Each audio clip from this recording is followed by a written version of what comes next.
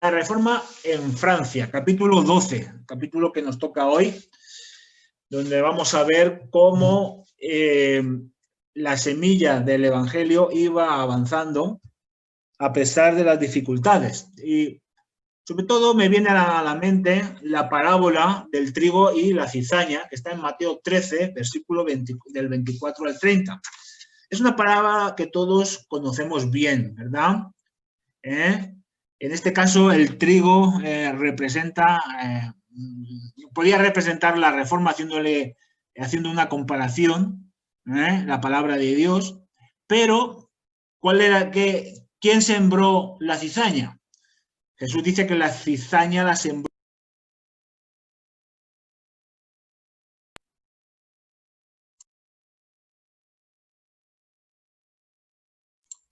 ¿Se oye? Sí, ahora sí. Es que ahora. Ahora se oye. Vale, perdón. Es que se había conectado el solo, se había silenciado. Ahora bueno, sí se oye. Estaba hablando de la parábola del trigo y la cizaña, ¿verdad? ¿Quién sembró la cizaña? Satanás. Muy bien, Satanás. ¿Con qué objetivo?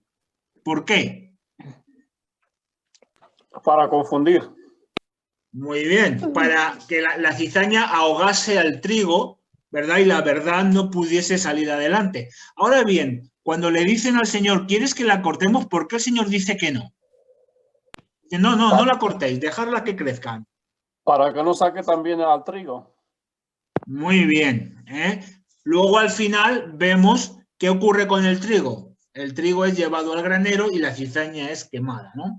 Y haciendo un paralelismo, vemos que el enemigo, por medio de sus artimañas, la cizaña quiere ahogar el trigo de la reforma, pero a pesar de ello, ¿verdad? El trigo va saliendo y vemos cómo va creciendo.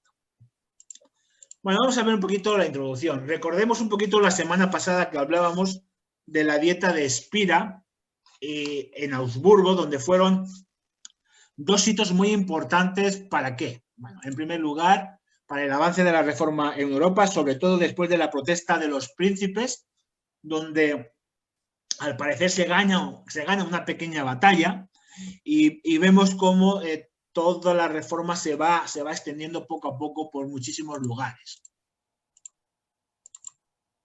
Eso también supone un duro golpe para Roma, sobre todo por la intención de acabar definitivamente con la reforma. Recordemos que el plan de Roma era ahogar la reforma solo en Sajonia para después poder destruirla.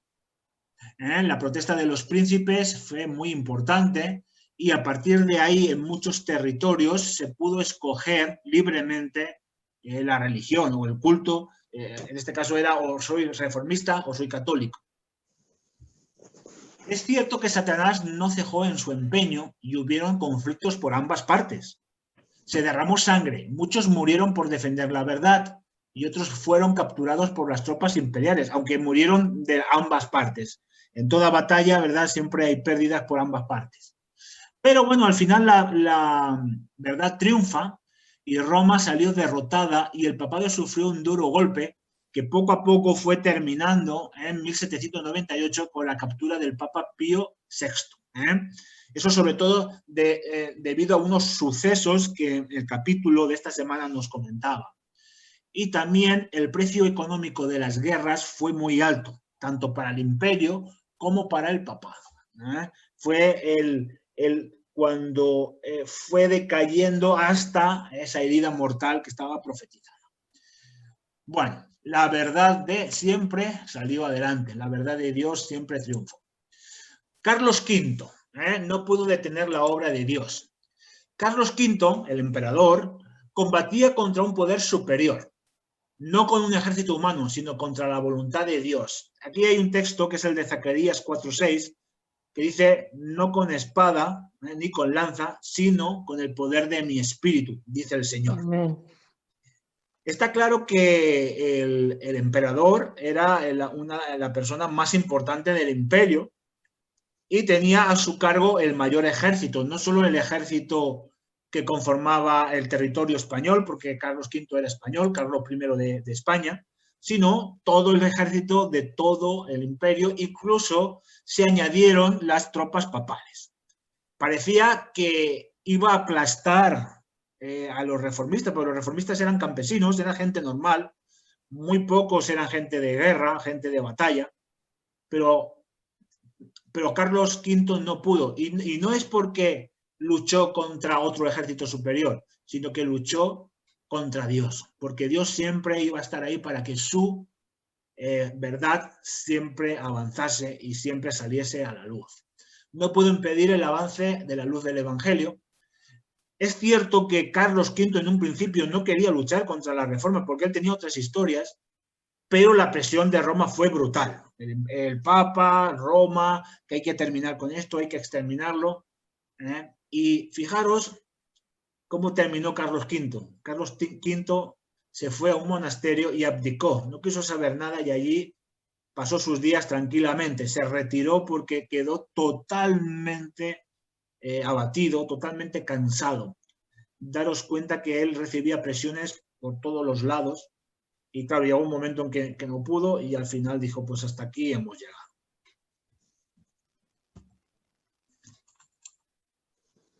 Mientras en Alemania y Suiza muchos aceptaban la reforma, otros estaban a favor de Roma. Lógicamente hemos dicho que había dos bandos.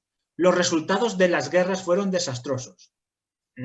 Por ejemplo, Zunglio murió en una de esas batallas, Ecolán Padio también murió por esos sucesos y muchos más reformadores perdieron su vida en estas terribles guerras, en estas terribles batallas.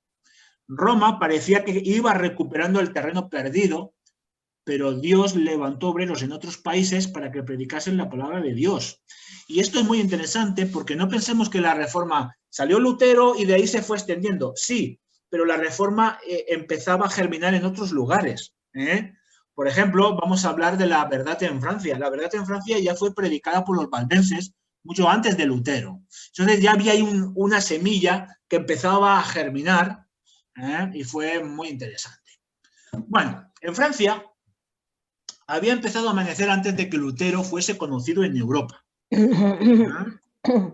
Los valdenses, desde Lyon, propagaron las verdades del Evangelio y luego se extendieron hacia la parte sur y hacia las fronteras con Italia. Sabes que al final, sabéis todos que ya lo vimos, que al final se tienen que refugiar en los Alpes, pero desde ahí empiezan a predicar el Evangelio.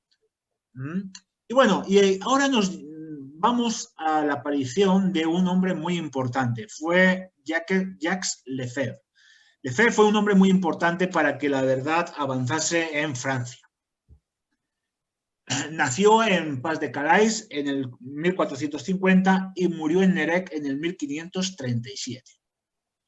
Fue humanista, filósofo y teólogo. Para que lo que no sepáis, el humanismo era una ciencia que estudiaba los hitos humanos y especialmente se centraba en estudiar la filosofía de los clásicos, tanto la filosofía griega como la filosofía de los poetas latinos. Se centró mucho más en la filosofía. Él también era filósofo. De hecho, los padres de la Iglesia introdujeron la filosofía dentro de la Iglesia católica, como puede ser San Agustín o Santo Tomás, pero también era teólogo católico. Él era un hombre que defendía el catolicismo. Y era un hombre muy piadoso, que iba siempre a misa, que cumplía con todos los requisitos que la Iglesia determinaba que había que cumplir. Él estudia en París. París tiene una universidad muy importante, la Universidad de la Sorbona. Es una de las universidades más importantes, incluso actualmente, de toda Europa. Y allí fue profesor de filosofía y también enseñaba en el colegio de un cardenal, el cardenal Lemoyne. Lefebvre hace un viaje a Italia porque él quiere conocer y hablar con humanistas italianos muy importantes y junto a ellos crea un programa educativo para enseñar el humanismo en las escuelas. Es decir, un programa que enseñe a todos aquellos lo que es la filosofía griega y la filosofía de los clásicos. Estoy hablando de la filosofía clásica. Pero en el año 1508 él descubre la palabra de Dios. Y se interesa mucho en la palabra de Dios, especialmente en las epístolas de Pablo. él se queda totalmente sorprendido por las epístolas de Pablo y se dedica muchísimo tiempo a estudiarlas. Y cuando él descubre todo esto, ¿qué hace? Empieza, en vez de enseñar esta filosofía, en vez de enseñar el humanismo, empieza a enseñar la Biblia a sus estudiantes. Entre sus estudiantes había una persona muy, muy importante, Guillermo de Briçonet. Este llegó a ser obispo y acepta también la reforma. Este hombre, Guillermo, es un hombre muy importante porque comienza a reformar en su diócesis y surge un grupo, que luego vamos a hablar, un grupo que se llamó el grupo de Meaux. Él se conoce como el obispo de Meaux. En francés es Meaux, algo así, ¿vale?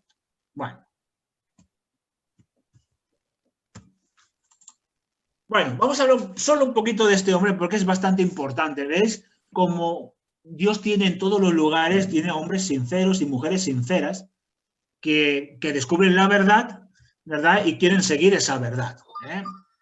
Bueno, conocido como el obispo de Meaux, como hemos dicho.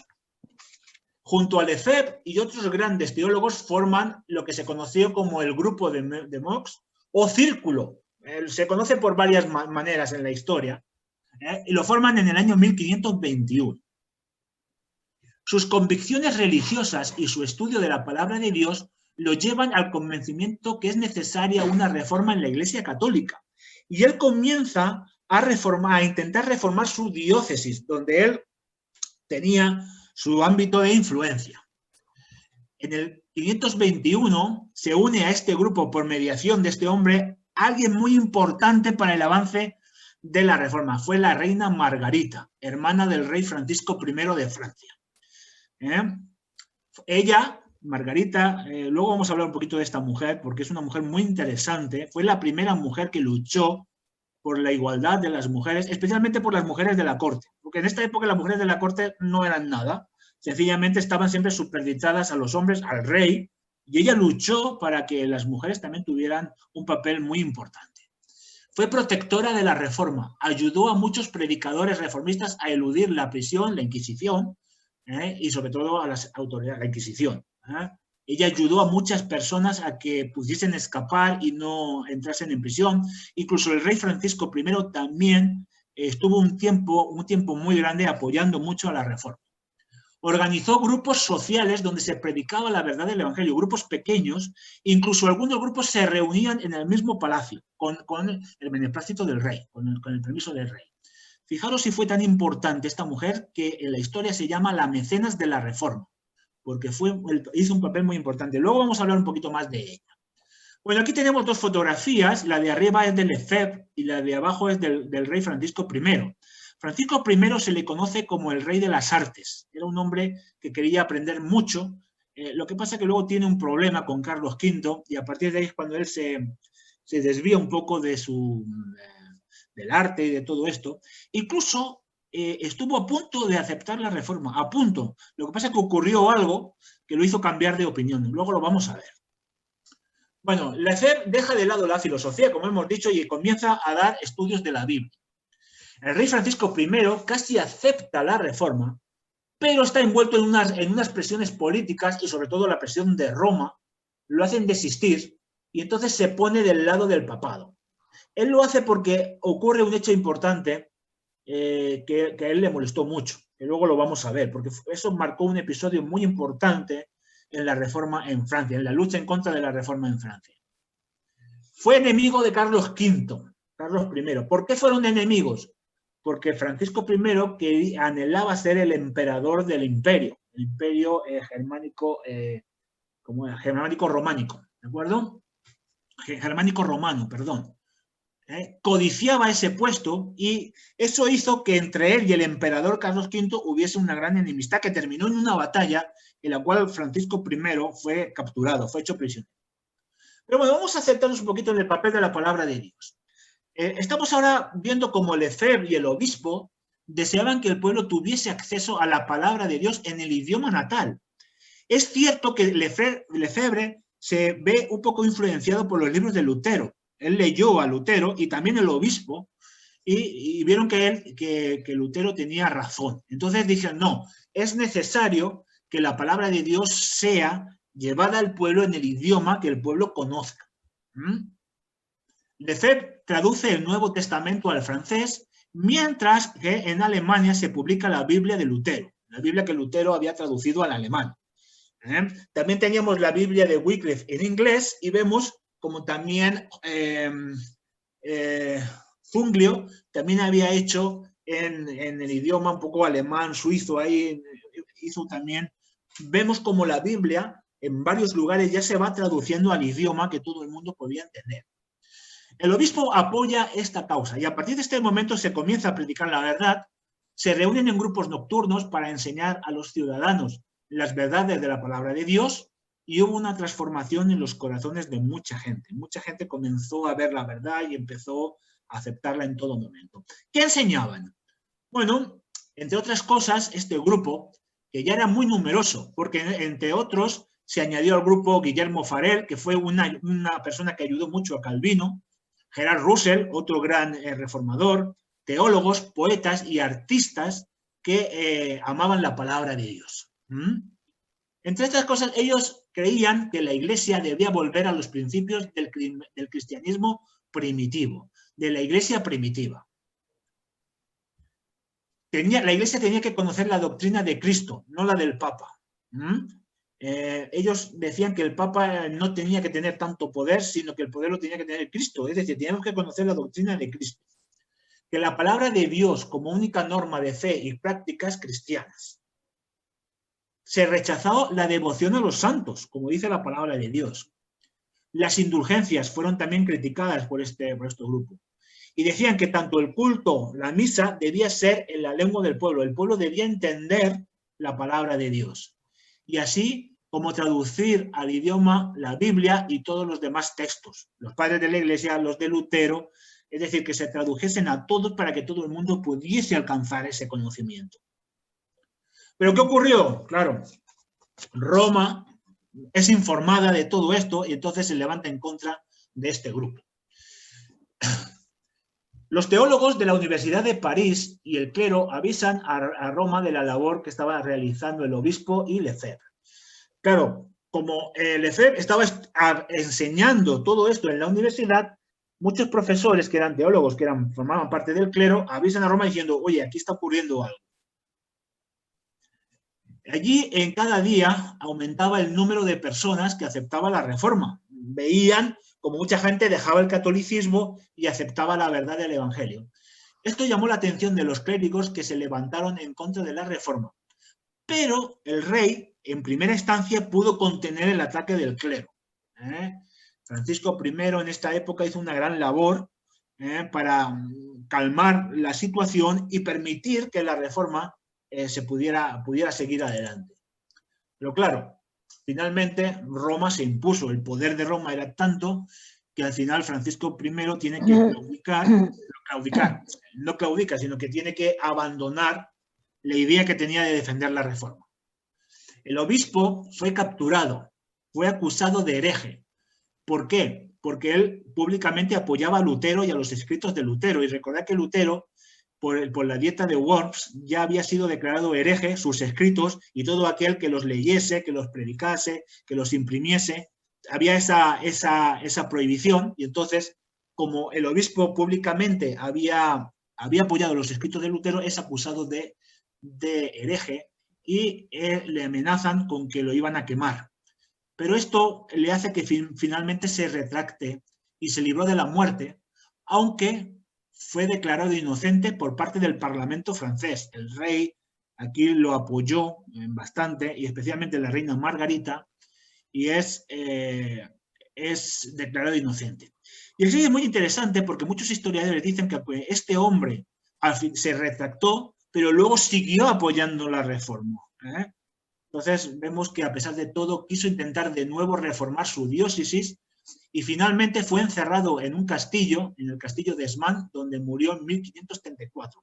A pesar de que él se retracta por el miedo a la hoguera, pero cuando él lo dejan libre, vuelve otra vez a predicar la reforma y vuelve otra vez al grupo y vuelve otra vez a intentar reformar su diócesis. Pero al final, pues el hombre es encerrado en un castillo y allí murió. Bueno, en esta época las hogueras consumían la vida de muchos fieles seguidores de la Reforma. La hermana Elena White declara, ¿verdad?, que fue tremendo cómo las hogueras iluminaban y que a pesar de que mucha gente moría, muchas personas se adherían al movimiento de la Reforma. Ella cuenta que eran testimonios vivos. Muchas veces preguntamos por qué Dios permitió que muchos fieles muriesen en la hoguera, pero lógicamente muchos fieles murieron en la hoguera porque fueron testimonios para otros que aceptasen la Reforma. Muchas veces pensaba que Satanás quería que con el miedo y con la muerte esto se apagase, pero no, la luz brillaba cada vez más. Roma parecía ganar la batalla, el grupo de Mox fue disuelto, Lefebvre tiene que huir a Estrasburgo y Farel se marcha a Ginebra, donde está con Calvino. Parecía la Reforma que había sido aplastada por el papado, pero no fue así. No fue así porque había alguien que todavía tenía poder y todavía quería ayudar a la Reforma. Y aquí está. Esta es la reina Margarita. La reina Margarita, hermana del rey Francisco I, mecenas de la Reforma. Cuando ella ataca el grupo... Bueno, ahora os voy a contar un poquito la historia. Es muy interesante. Solo aquí os presento algunas fotos de ella. Y esta cuando era más niña. Bueno, Margarita y su papel en la Reforma. Es muy interesante porque siempre hablamos de los reformistas, de los hombres, pero hubieron también mujeres. La historia habla de 7 mujeres tremendas para el avance de la Reforma. Y poco a poco iremos hablando de ellas. Hoy vamos a hablar de Margarita, porque tuvo un papel muy importante. Bueno, como hemos dicho, Francisco I estaba enemistado con Carlos V porque Francisco quería ser el emperador. Y esto hizo que hubiese mucha tensión política entre ellos e incluso batallas. Cuando en la guerra Francisco I sufre una brutal derrota ante las tropas de Carlos V y esto supuso que Francisco fuera hecho prisionero por el emperador. La diplomacia francesa, a cargo de la hermana de Francisco, Margarita, consiguen que el emperador firme un tratado de paz que se firma en Madrid y le piden a que Francisco sea liberado y devuelto a su condición de rey de Francia. Margarita, con la diplomacia francesa, llegan a Madrid y hablan con el emperador Carlos V para que haya paz en el imperio. ¿Cómo es posible que el imperio con Francia, no, que haya paz? Entonces se firma un tratado de paz que se llama el Tratado de Madrid y entre lo que ella pedía era que su hermano fuese liberado. Entonces el emperador Carlos V accede a liberarlo, pero en esta época Margarita vuelve enseguida a París porque es informada de que el grupo, donde estaba Lefebvre, el obispo y muchos más, había sido capturado. Entonces ella, cuando se entera, regresa inmediatamente a Francia. Roma aprovecha que ni el rey ni Margarita estaban para ir en contra del grupo que se había formado. Que ya me habéis dicho que era un grupo muy numeroso. En el 1526, Francisco es liberado y vuelve a Francia. Pero Carlos V le exige que cumpla lo que habían hablado en el Tratado de Madrid. Pero Francisco se niega. Francisco vuelve y dice, yo no quiero cumplir nada, sigo siendo rey de Francia y no cumplió nada. Ya la tensión entre ambos parece que ya había ido poco a poco pasando. Margarita se casa por segunda vez, se casa con Enrique II, heredero del reino de Navarra. Y se convierte así en reina del reino de Navarra.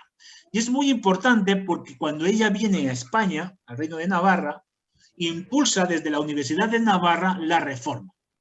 Y entre los estudiantes célebres de la Universidad de Navarra hay uno que seguramente conoceréis, que se llamó Juan Calvino, pero hay otro que se llamó William Shakespeare, que también lo conocemos mucho, ¿no? Entonces, esto es importante. Bueno, Margarita, como reina de Navarra, impulsa en la universidad el estudio de la teología de los reformadores, con mucho éxito. Y desde esta universidad salieron grandes hombres que impulsaron la reforma. Juan Calvino, Clemente de Morot, Russell, William Shakespeare. Margarita se dedica a escribir. Es tanto el buen papel que hizo esta mujer a favor de la reforma que la Inquisición española quiere ir a por ella. Pero no lo consiguen por su calidad de reina. No lo consiguen y ella lo que hace es que se pone a escribir otra vez, a luchar por los derechos de las mujeres y sobre todo por las mujeres de la corte y por la reforma. Tanto es así que escribió muchísimos libros y muere en el año 1549 a los 57 años escribiendo libros a favor de la reforma. Entonces, esto hizo que esta mujer impulsara un poco todo esto. Bueno, nos volvemos a Francia. Hemos ido a Navarra, ahora volvemos a Francia. ¿Qué está ocurriendo aquí? Bueno, aparece otro hombre muy importante, Luis de Berquín. Nace en 1450 y muere en 1529. Este hombre era abogado, legalista, era funcionario de la corte y muy influyente entre la familia real. A ver, vamos a ver. Era de familia noble. Hay mucha bulla. Pastor, por favor. Celoso de oír misa y de las tradiciones de la Iglesia. Fue impresionado por el estudio de la Biblia y de los escritos de Lutero. Él concluyó que en la Biblia no encontró las doctrinas del Papa, pero sí encontró las doctrinas de Lutero. Esto le hizo ser encarcelado en 3 ocasiones con el cargo de herejía, aunque su amistad con el rey le supuso que fuese liberado. También su amistad con la reina Margarita, que aún no habían ido a Francia, porque todavía Francisco I no había sido capturado. Defensor de la verdad, tuvo en el clero su más despreciable enemigo. Este es Juan de Berquín, un retrato que hay de él. Era un hombre muy elegante. Dicen que cuando fue condenado a la hoguera, él se vistió muy elegantemente y en ningún momento tuvo miedo. Bueno, él apela, en su controversia contra Roma, él apela al rey para que fuese juez entre él y Roma. El rey accede y pide a Roma, si tenéis algo en contra de Berquín, demostrarlo con la Biblia. Porque Roma envió a mucha gente para esta gran controversia con Berquín, pero el rey intercede y le dice, no, si queréis algo en contra de él, demostrarlo con la Biblia, no con vuestra sabiduría, sino con la palabra de Dios. Pero a veces el enemigo actúa así. Estalla una gran revuelta en París porque una virgen que había en una calle apareció destrozada, apareció mutilada. Y esto hizo que mucha gente, muchos católicos, estallasen en contra de los reformistas porque le echaban la culpa de lo que había pasado. Nunca se supo quién lo hizo. Francisco ha de salir de Francia. Aquí es cuando Francisco sale por los asuntos que tiene con Carlos V, y más tarde va Margarita cuando Francisco es apresado. Y entonces, ahí, cuando ya no estaba el rey ni la reina Margarita, ¿qué ocurre? Roma apresa de nuevo a Berquín. Y antes de que el rey vuelva, quieren ejecutarlo y entonces lo queman. Berquín estaba tranquilo, vestido elegantemente y confiando en Jesús. No se le dio oportunidad de hablar por miedo a la reacción del pueblo, porque era un hombre muy influyente. Pero primero lo estrangularon, y cuando lo estrangularon, después lo quemaron en la hoguera. Pero con su muerte dio un gran testimonio, porque muchos siguieron las reformas, siguieron los escritos, porque este hombre también había escrito varios libros, y siguieron los escritos de Berquín. Bueno, vamos a ver que Francisco y Margarita no estaban en Francia, y esto hizo que Roma acelerase la persecución contra el grupo de Knox. Prohibieron a los teólogos enseñar la teología de la Reforma. Muchos tuvieron que huir, pero se dedicaban a enseñar lejos del alcance de Roma, en bosques, en montañas o en lugares apartados. Muchas veces se reunían de noche, con muchísimo cuidado, en casas, para que el evangelio progresase. Porque muchos obreros se preparaban para que la Reforma progresara. Porque había muchos grandes teólogos que, aunque tuvieron que huir, ellos seguían enseñando las ideas de la Reforma. Bueno, y aquí aparece este hombre, Juan Calvino. Juan Calvino fue un hombre muy católico, fue muy supersticioso, y al principio él se estremeció cuando escuchó todo lo que los reformadores decían. Y dice, esto no puede ser, este hombre era un hombre muy católico, y él quería defender al catolicismo por encima de todo. Él era un buen estudiante. Mira qué interesante, ¿verdad? Porque todos estos hombres, los reformadores que hemos hablado, todos eran excelentes estudiantes. Eran muy buenos, se preparaban muy bien para después poder defender las ideas de la Reforma. Y él, Juan Calvino fue un buen estudiante. Primero estudió en París, luego hemos visto que estudió en Navarra, luego estudió en Ginebra, estuvo un poco por varios lugares de Europa. Él pensaba que los herejes tenían que morir. Él estaba plenamente convencido de que el catolicismo era la verdad y aquellos que no seguían el catolicismo tenían que morir. Ese era su convencimiento.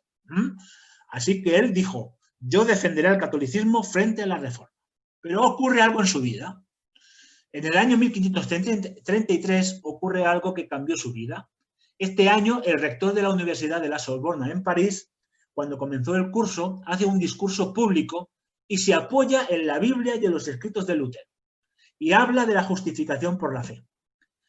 Este hombre tacha a Roma de intolerantes, de asesinos y que estaban matando a aquellos que defendían el Evangelio. Roma inmediatamente quieren apresarlo, junto a un joven Calvino acusado de leer y difundir los escritos de Lutero.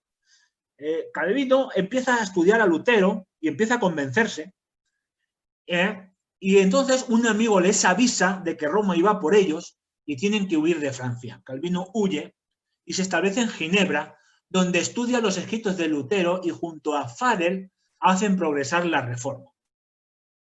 Ambos fueron expulsados de la ciudad y se establecieron después en Estrasburgo, aunque luego regresan a Ginebra de nuevo. Bueno, Calvino tiene dos grandes disputas que lo hicieron tomar algunas decisiones equivocadas. La primera disputa la tiene cuando regresa a Ginebra, la tiene con este hombre, con Jerome James Bolsec. Este hombre era un teólogo y no estaba de acuerdo para nada con la doctrina de Calvino de la predestinación. Hoy en día los calvinistas siguen predicando la doctrina de la predestinación. La hermana Elena White dice al final del capítulo que aunque Calvino hizo algunas cosas buenas, también se equivocó mucho. Y a veces, bueno, pues los hombres se equivocan. La teoría de la predestinación, más o menos lo que dice, es que los hombres están destinados a ser salvos o a ser condenados ya desde su nacimiento, y es por expreso deseo de Dios. Es Dios el que decide quién es salvo y quién no. Y esto lógicamente se equivocaba porque aquí hay un factor importante que es la decisión humana. Es cierto que Dios sabe todos los que van a ser salvados, pero esto no significa que estén predestinados, sino que es la decisión humana. Y Calvino, pues aquí se equivocó. Y este hombre no estaba de acuerdo, pero ¿qué ocurrió? En la gran controversia que tuvo, Calvino lo denuncia a las autoridades y lo manda a apresar. Pero no fue condenado a muerte porque Calvino dijo que, bueno, que no merecía la muerte, no lo iban a acusar de herejía porque él no estaba en contra de Roma, sino estaba en contra de una doctrina de Calvino. Pero ¿qué hace Calvino? Lo expulsa de la ciudad y le prohíbe que vuelva a la ciudad de Ginebra. La otra gran controversia la tiene con este hombre. Este hombre se llamaba Miguel Servet. Este era un reformador aquí en español, aquí de España, de Aragón, de Zaragoza, de un pueblo de Zaragoza. Él no estaba de acuerdo con Calvino en dos puntos doctrinales. En la primera, Miguel Servet no estaba de acuerdo en que se debían de bautizar niños. Él pensaba que los bautismos debían ser de personas que decidiesen bautizarse, es decir, bautismo de adultos. Pero tampoco estaba de acuerdo con la doctrina de la Trinidad que expresaba Calvino. Miguel Servet decía que en la doctrina de Calvino no se le daba la importancia que tenía que tener Jesús. Que se le daba mucha importancia al Padre y mucha importancia al Espíritu Santo, pero no le daba importancia a Jesús. Aunque este hombre tenía alguna idea un poco rara en cuanto al Espíritu Santo. Fijaros, este hombre lo arrogante que era, que se atrevió incluso a comprar un libro de Calvino, corregirlo y enviárselo a Calvino, aquí. Esto molestó tanto a Calvino, tanto es así, que le dijo, porque Miguel Servet le dijo, se escribían cartas, y él le dijo, yo voy a ir allá a Ginebra a hablar contigo. Y Calvino dijo, como pises la ciudad, te mando matar, te mato. No vengas a la ciudad. Pero Miguel Servet era aragonés, los aragoneses son muy echados para adelante, y él fue a Ginebra, quiso hablar con Calvino. Entonces así que él regresó, él fue a Ginebra y fue a la iglesia donde Calvino estaba predicando. Calvino lo reconoció entre la gente y enseguida lo mandó a apresar. Lo mandó a apresar y lo juzgó como hereje y lo condenó a morir en la hoguera. Y Miguel Servet fue quemado en la hoguera por orden de Calvino. Calvino tuvo un papel importante en Ginebra, es cierto, pero se equivocó mucho. Se equivocó mucho y, bueno, firmó alguna que otra sentencia de muerte. Pero bueno, esto no le quita que tuvo un papel importante. Luego vamos a hablar un poquito al final, porque al final del capítulo, pues la hermana Elena White dice algunas cosas que creo que son importantes. Bueno, mientras vamos a ver los acontecimientos en Francia. Hemos visto que Margarita defendía la Reforma, incluso dentro del palacio, se hacían grupos de estudio. Tanto es así que el rey Francisco ordenó que 2 iglesias de París fuesen 2 iglesias para que se predicase solo de la Reforma. 2 iglesias importantes en París se abren solamente para los reformadores. Y esto se hizo durante 2 años. Pero, lógicamente, las presiones del clero, las presiones de Roma, hicieron que al final el monarca ordenase que estas iglesias fuesen cerradas para los reformistas. Pero los reformistas seguían predicando en lugares escondidos, en lugares donde podían escapar, en el caso que viniesen las autoridades, y en casas particulares de mucha gente. Mientras los artesanos trabajaban, pues se les predicaba y se les hablaba de la verdad de Dios. Bueno, vamos a ver qué ocurre. Este hecho fue muy importante. Una noche París, al día siguiente, amanece plagada de carteles a favor de la Reforma y en contra de Roma. Esto, en vez de ayudar a la Reforma, hizo que la Reforma retrocediese, porque fue un retroceso que condenó a la Reforma, sobre todo un hecho que ocurrió en el palacio. Dice la hermana Elena White que alguien pegó un cartel en la puerta de la misma habitación del rey, y esto horrorizó al rey. El rey se escandalizó cómo es posible que se hubiese pegado ese cartel en contra de Roma. En esta controversia se puso al lado de Roma y por orden del rey comenzó una persecución terrible en París. Se firmaron ejecuciones y muchos murieron en las hogueras.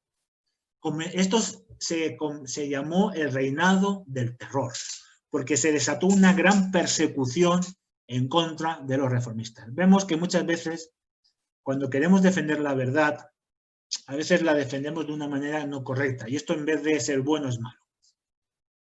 Muchos protestantes deben de huir a otros lugares. Muchos se marchan a América desde Inglaterra, donde en el año 1620 sale el primer barco con peregrinos hacia América, que fue el Mayflower. No es que salieron de París y se fueron a América, sino que salieron, muchos fueron a Inglaterra y desde allí, al cabo del tiempo, salieron hacia América. Se rechazó la palabra de Dios. Queriendo defender la Reforma, se hizo un gran retroceso.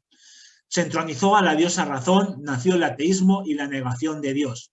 Y todo ello desembocó en el levantamiento de los campesinos contra la monarquía y contra el clero, que fue la Revolución Francesa. ¿Vale? Roma sufriría un fuerte golpe en 1798, donde se acaban los 1260 años de la supremacía del Papa. Todos estos acontecimientos fueron pasando paulatinamente, claro, no vino todo de golpe. Hemos dado un salto en el tiempo. Bueno, aquí tenemos una imagen de cómo esto fue la gran persecución, cómo muchos reformistas, mucha gente que aceptaba la Reforma era ejecutada, era matada, las hogueras, la Inquisición, etcétera, etcétera. Fue lo que se llamó el reinado del terror. Pero a pesar de todo, a pesar de que, como hemos dicho al principio, la cizaña quería ahogar el trigo salió adelante, ¿no? La Reforma seguía adelante. Calvino aquí tiene un papel importante. Él era caudillo público, él tenía mando y, aunque cometió muchos errores doctrinales, porque es cierto que Calvino se equivocó en muchas cosas, pero a pesar de todo ayudó a que la Reforma siguiese adelante. Ayudó a los reformadores a que escaparan de la persecución. Ginebra se convirtió en una ciudad de refugio para muchos que escapaban de Francia y de esta terrible persecución que hubo así. Y a partir de allí, en Ginebra, se imprimían muchos libros y se podían distribuir a toda Europa. Instruían a las iglesias reformadas a resistir la tiranía de Roma y desde allí muchos regresaban a sus países para defender la antorcha de la Reforma y predicar la verdad de la palabra de Dios. Bueno, terminamos. En Apocalipsis 14:12 nos habla de la paciencia de los santos, que son los que guardan los mandamientos de Dios y tienen la fe de Jesús. Satanás intentó, mediante el reinado del terror, apagar la llama de la verdad, pero gracias a la paciencia y gracias a la esperanza que tenían, muchos dieron su vida para que otros pudieran conocer la verdad.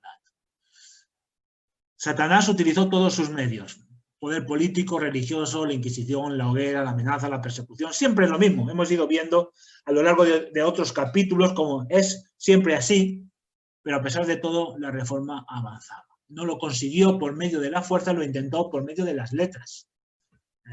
A partir, sobre todo en el tiempo del fin, a partir de 1798, como con el ateísmo, el mesmerismo, la razón, la ilustración, todo lo que negaba a Dios, la evolución, todas estas cosas que ocurren a partir de 1798 hacia el tiempo del fin y a partir de 1844, ¿vale? Que es una negación de Dios. Pero Dios siempre ha tenido un pueblo dispuesto a guiar a los hombres para que salgan de las tinieblas espirituales.